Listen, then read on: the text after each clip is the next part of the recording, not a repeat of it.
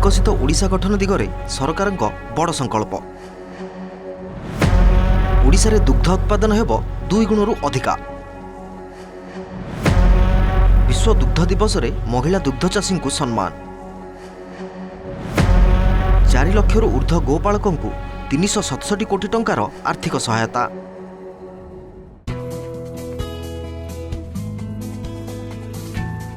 आज जून 1 विश्व दुग्ध दिवस।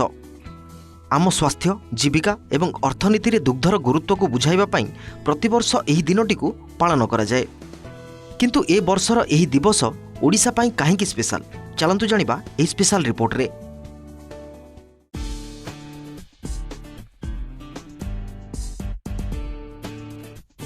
ए वर्ष विश्व दुग्ध दिवसर मूल प्रसंग बा थीम रही महिला दुग्ध चाषी को सम्मान। ग्रामांचलर जो महिला माने दुग्ध उत्पादनर मेरुदंड साजिଛନ୍ତି सेमानंकु स्वीकृति देवा एहार मुख्य उद्देश्य। खाली सेतिकी नुहे, ओडिशा सरकार एक बड़ संकल्प नैछंती। विकसित भारत रे विकसित ओडिशा पई 2036 मसिया सुधा राज्य रे दुग्ध उत्पादन को 2 गुणरू अधिक करिवार एक बृहत लक्ष्य धार्य करा जायछि। एही बड़ लक्ष्य को हासिल करिवा पई राज्य सरकार 2टी प्रमुख योजना कार्यकारी करुछंती। एगुड़िक है मुख्यमंत्री कामधेनु योजना एवं मुख्यमंत्री कृषि उद्योग योजना। जदि गत 2 वर्षर सफलता उपर नजर पकाइबा तेबे आकलन चमके देला भली देखा जाए।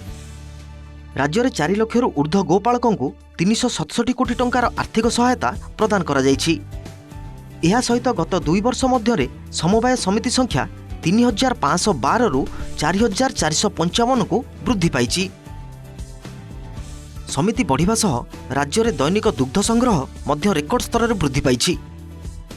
गत 2 वर्ष भितर दैनिक दुग्ध संग्रह 5.25 लाख लिटर रु वृद्धि पाई 6.10 लाख लिटर रे पहुंची।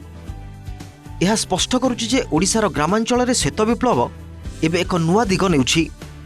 गोपालक एवं महिला दुग्ध चाषी सामग्रिक विकास ही आम राज्य को निहाती आगकु नेब। विश्व दुग्ध दिवस अवसर में समस्त गोपालक भाई और भौणी मानू आम ओटीवी डिजिटल तरफ अनेक अनेक शुभेच्छा।